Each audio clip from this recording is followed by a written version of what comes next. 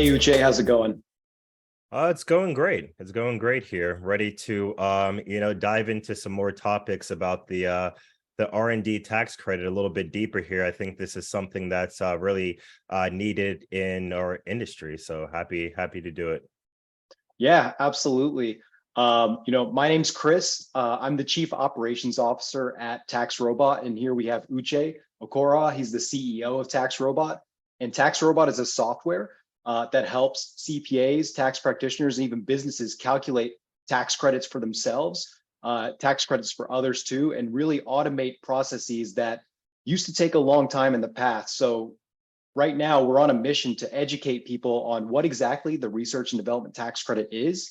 This is our first podcast. We do hope to introduce other topics besides the research and development tax credit as well, get some guests on the podcast, and hopefully just expand everybody's knowledge regarding taxes, as exciting or unexciting as that sounds, depending on your perspective on that. So today, Absolutely. Today, we're going to start with just some of the basics with the R&D tax credit. And there's no better place to start, really, than with the four-part test. So Uche, if you don't mind, can you kind of just briefly talk about just the importance of the four-part test? And maybe even before we get into that, just a brief overview of what exactly the R&D tax credit is, actually. Yeah, so the R&D tax credit has been around since the Economic Recovery Act of 1981. And broad level, what Congress was trying to do was they was trying to keep all of these technical jobs and all of this innovation within the US instead of people outsourcing that overseas. So the idea was that if you're in an industry that does technical problem solving, which is how, we like to boil down the R&D tax credit, technical problem solving, you are going to get rewarded for keeping that activity in the US. So it's a reward for technical problem solving and technical innovation in the US. You sound like you practiced that line a few times. I like it. Comes across said pretty it one clear. said it one or twice. Yeah, absolutely. Yeah, and one of the biggest parts of the R&D tax credit is kind of passing that four-part test. So if you're ever working with a client or anything like that, or another business, typically before you even dive into how many expenses you have, you have to figure out first, does this business actually qualify? And so we're really going to take a deeper dive into that four-part test. So Uche, if you don't mind, can you give a brief overview of the four-part test? Without going into any specifics, we'll tackle each part as it comes along. But just high level, what is the four-part test? Yeah, so the four-part test is definitely the most important aspect of the R&D tax credit. So it's important that we start there. It defines what is and what isn't qualified. And this is where a lot of people go wrong when they're deciding what qualifies for the R&D tax credit, or they're getting deep down into calculating the R&D tax credit. So the four-part test is: number one, there has to be a permitted purpose. Number two, there has to be a process of experimentation. Number three, there has to be elimination of uncertainty. And four, there has to be it has to rely on the sciences. So there has to be some type of hard sciences that the entirety of the R&D is relying on. Yeah, exactly. That's the four-part test. It sounds like in a nutshell there. And depending on if you try and Google what the four-part test is, some parts may be interchangeable with others. So we've seen some where instead of calling it the permitted purpose test, sometimes it's called the new or improved business component. The hard science test, it could be called the technological uncertainty test. So really, by and large, those mean relatively the same things. And if you choose to try and do some research on this on your own, you may find it in different flavors or formats, but really everybody's just trying to make sure that you're able to pass this test that's outlined in the Internal Revenue Code. So let's go ahead and start with the permitted purpose test there. Can you do R&D just for any particular reason, or what exactly does that mean? Yeah, so that's a good jumping off point as well there, Chris. Saying that some of these different components have different names depending on what exactly is in the statute there. So permitted purpose, also known as the qualified business component there, basically means that you're developing a new or improved business component there.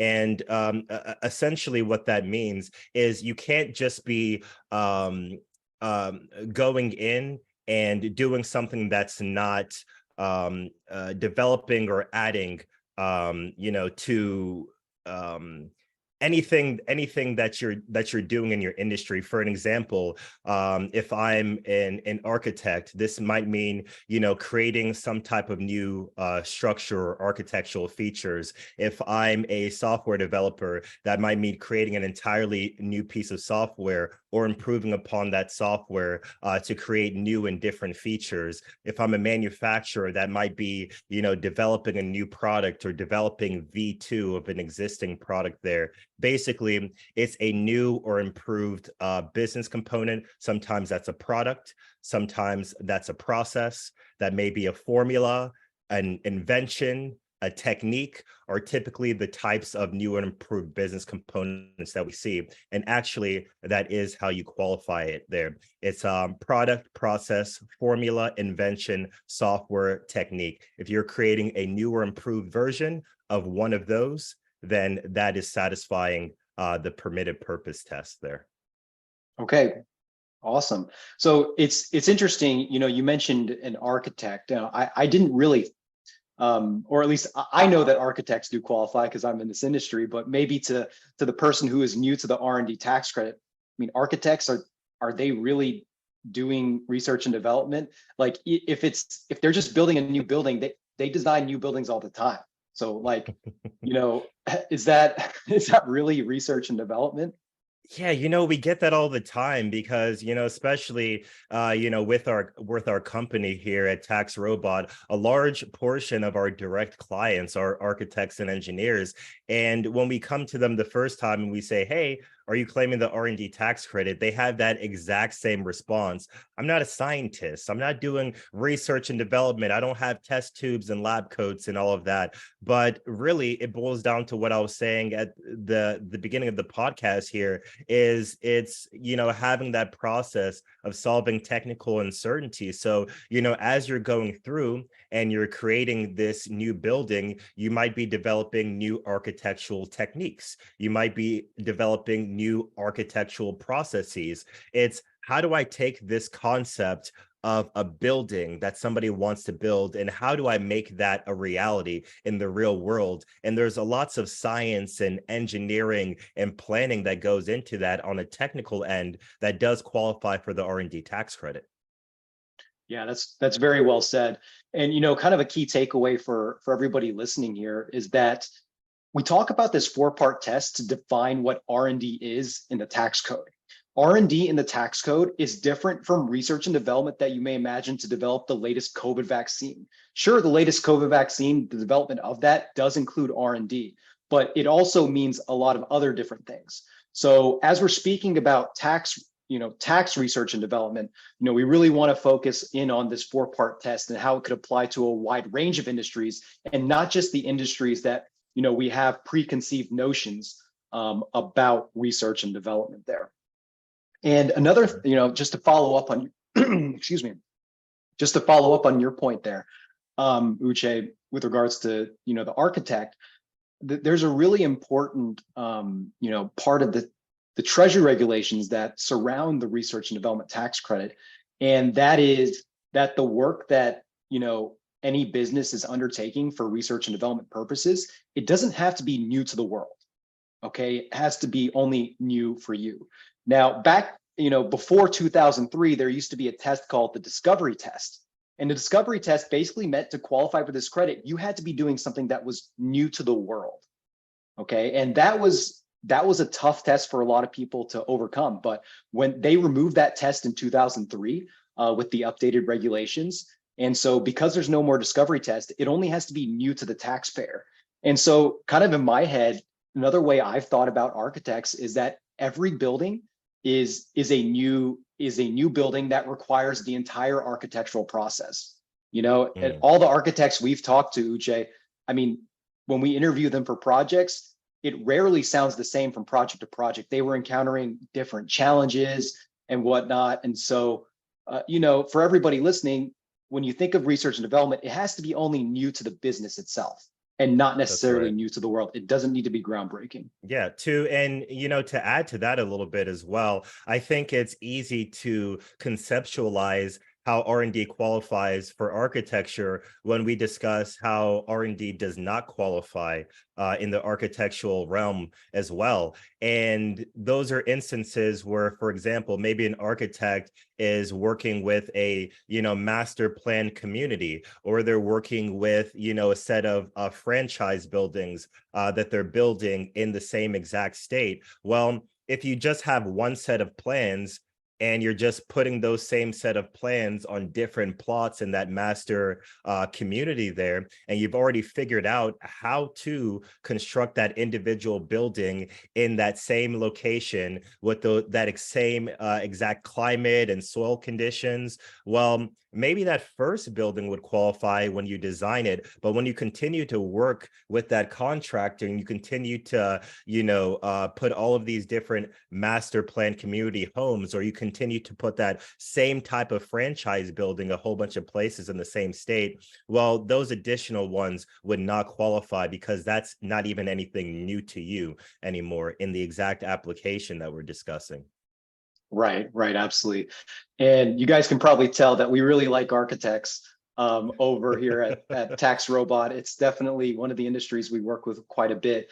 But I think it's important for us to discuss architects because, it may be the hardest to conceptualize. I think a lot of people understand, if a manufacturer is creating a new product or a new widget, right, that there needs to be some development going on there or a new software, but people may not necessarily know about architects. So it probably won't be the last time we visit the architect example, in our podcast, or at least anything that we discuss. But let's go ahead and go on to this, the second part of the 4-part test, or at least another part. These are in no particular order. The elimination of uncertainty test. So elimination of uncertainty, can you kind of just talk about what exactly that means, Uche? Yeah, so this part of the 4-part test, there's also a lot of confusion about exactly what it is. Basically, there are 3 different types of uncertainty. There is capability, there's method, and there's ultimate design. So when people are coming in and they're hearing, oh, there has to be some kind of elimination of uncertainty, they think, oh, well, I'm a software developer. I knew that I could develop this software. There's no uncertainty about that. I'm an architect. They asked me to design a building. Well, I'm not uncertain. I know how to design that building. But go to the other 2 uncertainties as well. Well, when you were asked to design that building and you were asked to design that piece of software, did you know exactly what method you were going to use to accomplish that? Did you know exactly what type of design that you were going to use to accomplish that? So when we're talking about the elimination of uncertainty here, we have to take a look at one of those 3 uncertainties, and we have to decide how we are overcoming that uncertainty. And once you do that, you're starting to flow into the other parts of the 4-part test, but that has to be established up front. Yeah, absolutely. Uncertainty, everybody just thinks of capability, I think, when it comes to the elimination of uncertainty in their traditional, preconceived notions of what research and development is. Oh, can we develop the COVID vaccine? Can we create the new drug to, cure cancer? Or, can we develop a flying car? Something like that. When really for a lot of applications for research and development, you can do it. It's probably 95 to 99% of the companies that we work with at TaxRobot, everybody knows that they are capable of developing this. They've, especially, a manufacturer, they've made products in the past, but what is the best way to make it, which could be methodology, or even, what is the appropriate design? How do we make it more efficient?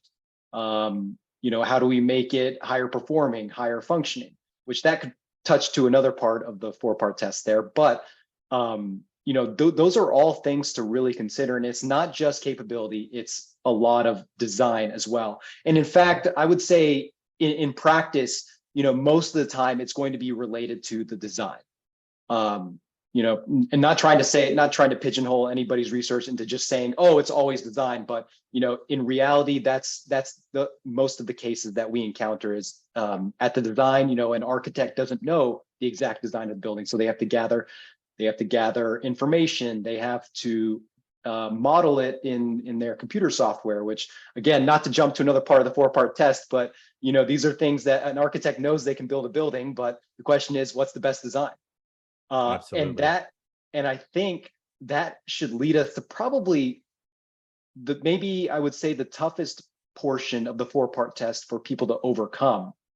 And I think would merit maybe the longest explanation, and we may kind of just sit on this one for a little bit, is that process of experimentation test. This is the big test that just, when people see the words process of experimentation, they just get scared and they're like, I don't do any experimentation. When they think of the lab coats and the test tubes, when they hear the word experiment. Yep. Yeah. I mean, I can't tell you the number of times I've brought up that word before, and people go cold and think that they won't be able to get the credit. But can you shed a little bit of light and introduce us to the process of experimentation test, Uche? Yeah, so not to say that any part of the 4-part test is more important than the other, but if there were a section of the 4-part test that is the most important, it's the process of experimentation, because it kind of ties together everything else that we were discussing there. So basically, how are we eliminating that uncertainty while developing this new or improved business component, right? And there's several different ways that we could be doing that. For example, one way of doing a process of experimentation is a systematic process of trial and error. And it's important that we analyze the word systematic in that as well. It's not just, hey, I tried one thing, that didn't work. Okay, I tried this thing. That's just simply trial and error. Now, a systematic process of trial and error goes to how it is experimentation. I try one thing. I analyzed why that didn't work. What was good about that? What was bad about that? And then I improve upon that for my second try. And then I say, okay, this try is different from this try. I took the data that I had from that, and then I did something different here. Then I took the data that I had from that, and I did something different here. So that systematic process of trial and error might be one way that you're doing this process of experimentation, that you are, resolving this technical issues, technical uncertainty there. Another way might be an iterative design development process. Going back to the architecture example, maybe you have your design A, and architects know by the time you finish the project, it might be you might be on your 10th or 12th different design. So design A might have these features, and it might have this layout, and might have this process for accomplishing, and design B might be an entire different layout, and it might be an entire different design. And then as you're going down into B, C, D, E, F, you're changing certain things in that design. Maybe I'm changing that because I want something to be, more functional. For example, hey, this design improves on it because it's more functional. Hey, this design improves on this because it's more reliable. It's more safe for the people in the building. They might be able to escape easier in case there is a fire. I might be changing this design around because of wind loads on the building. Any type of those technical things that I'm thinking in my head, that I'm slowly modifying those designs to kind of improve upon the previous version there. That's a process of experimentation, and that's all we mean when we're talking about this third part of the 4-part test. Yeah, absolutely. Those were a lot of really good examples of the process of experimentation. And I want to bring it back to just the definition that's found in the Treasury regulations, because they don't talk about test tubes and beakers. That there are several court cases that do talk about a hypothesis, but let's start out with just the Treasury regulations here. It basically says a process of experimentation must be an evaluative process, and generally should be capable of evaluating one or more than one alternative. That's it. That's all it says that a process of experimentation is. So, for you businesses out there that are listening, if you're trying to develop a new product, are you undertaking an evaluative process where you evaluate where it's generally capable of more than one alternative? I bet you are, to be quite honest. And there's a few other ones here that, a lot of people who are in manufacturing that are designing, or even architects or engineers that are doing, for example, modeling and simulation. How many times, have we seen a business that they have CAD software to design a prototype? Maybe an engineer is, using, let's say, for instance, the civil engineer is using, stormwater software to control stormwater and where exactly it goes, and to simulate that on their subdivision that they're developing, right? These are all important things that need to be taken into account whenever they are trying to find that ultimate design. So, as a business, I think a lot of the businesses, the question for you is, okay, you don't know what the appropriate design is yet. How did you figure the appropriate design? And there's a chance that you're going to be undertaking a process of experimentation as defined in the tax code, regardless of, whether you know it or not, basically.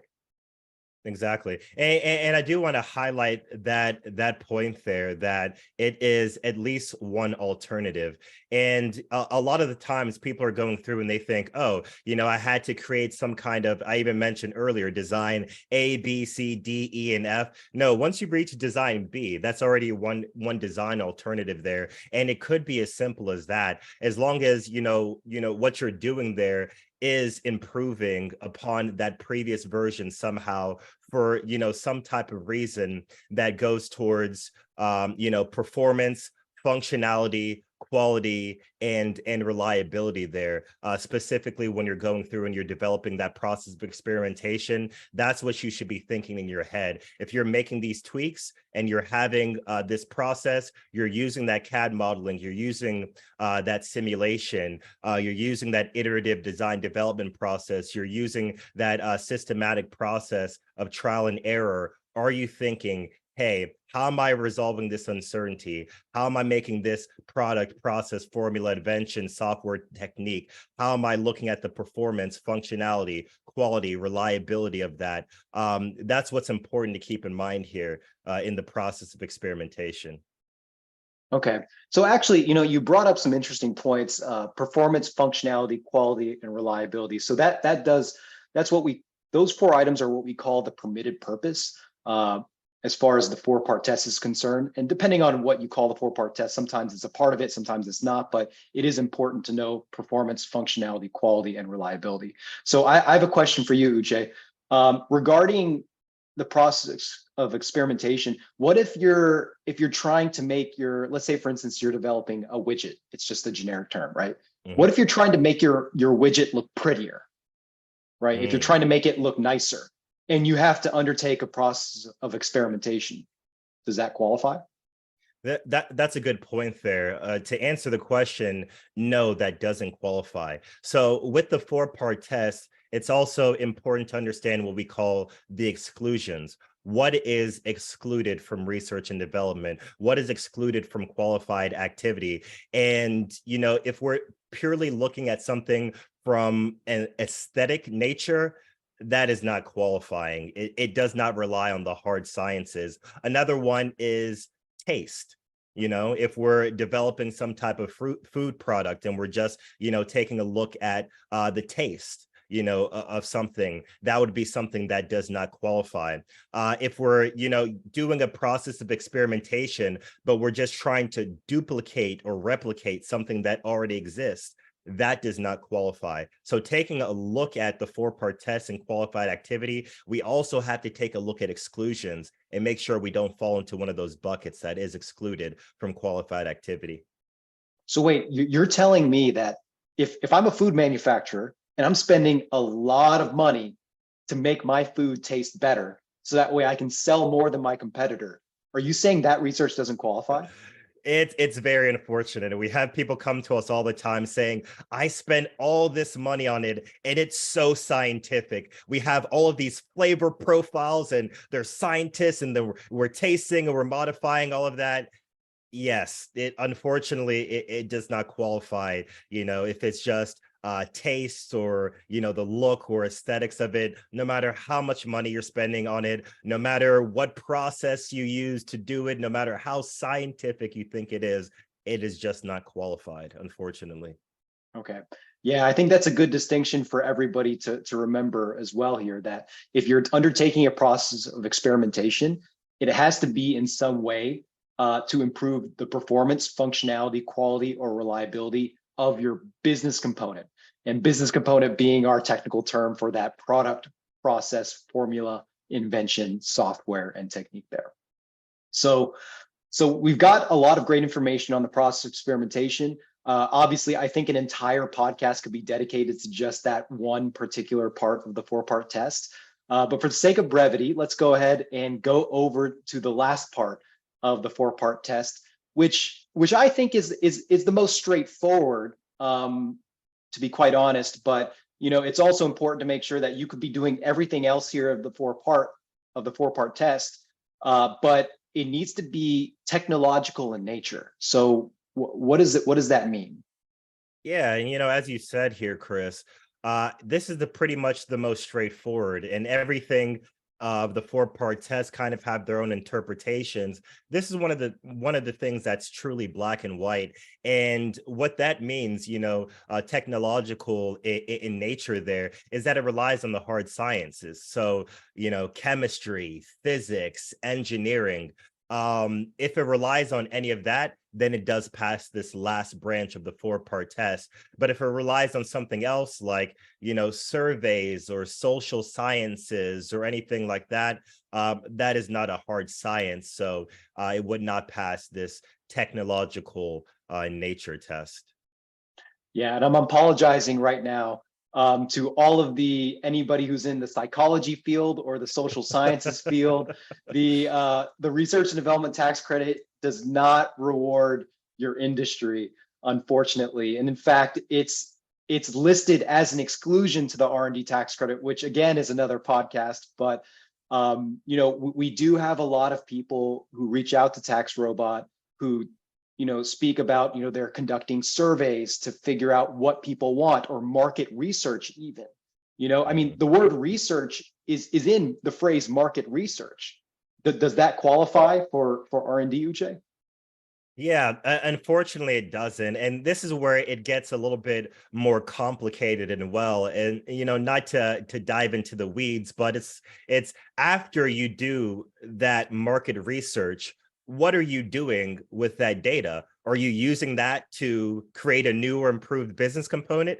Great. That portion of it, Yeah. qualifies, but that initial part, of doing, that surveying and all of that, if it's, if it relies on the social sciences and all that, we would have to, exclude that portion, even if it's necessary to feed into, what you're doing in other parts of there. And, we can get probably in a different podcast, getting more into developing what is the substantially all rule and the shrink back rule. The shrink back rule specifically here is what is the entirety of the project, what is qualified and what isn't qualified, and shrinking back to that more qualified activity. But overall, there, I would say that would not qualify for the R&D tax credit.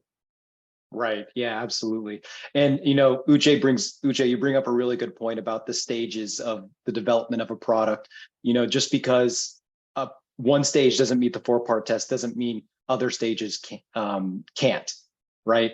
Exactly. So that's definitely something that everybody should kind of keep in mind, is that the 4-part test, it doesn't have to apply to the entire project. We can look at certain parts of the development of each project there, to see if it meets the 4-part test, and if it relies, upon the principles of physical or biological sciences, engineering, or computer science.